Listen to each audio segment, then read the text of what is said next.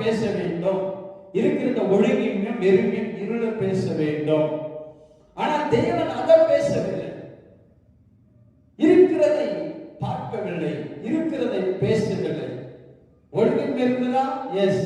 வெறுமை இருந்ததா? எஸ். இருள் இருந்ததா? எஸ்.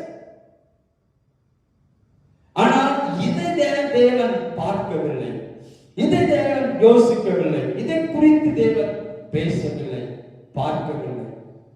ஆனால் அவருக்கு என்ன தேவையோ அடுத்துதான் 3ஆம் வசனம் சொல்லுகிறது, தேவன் வெளிச்சம் உண்டாக்க கடவுள் என்றார்.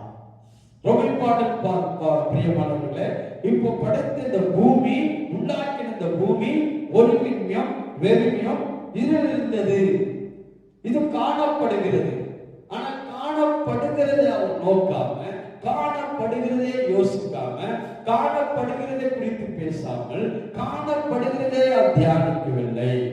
இப்போ அவருக்கு என்ன தேவை? இருக்கிறதை, காணப்படுகிறதை மாற்ற அவர் என்ன செய்தார் என்று தேவன் இங்க நமக்கு சொல்லிக் கொடுக்கிறார். வாழ்க்கைக்கான மிக முக்கியமான லெசன் ஆதியாகமம் 1ஆம் அதிகாரத்துல இந்த 2-3 வசனத்துல வாழ்க்கையை மாற்றக்கூடிய ஒரு மிகப்பெரிய சத்திய வசனங்கள் இருக்கிறது. தேவன் இப்படிதான் ஆரம்பித்தார். ஒரு மனிதனுடைய வாழ்க்கையில ஒழுங்கின்மையும் வெறுமையும் இருள் இருக்கும் போது அவன் எப்படி வாழ முடியும், எப்படி அதை மாற்ற முடியும், எப்படி அதை சேஞ்ச் பண்ண முடியும் என்று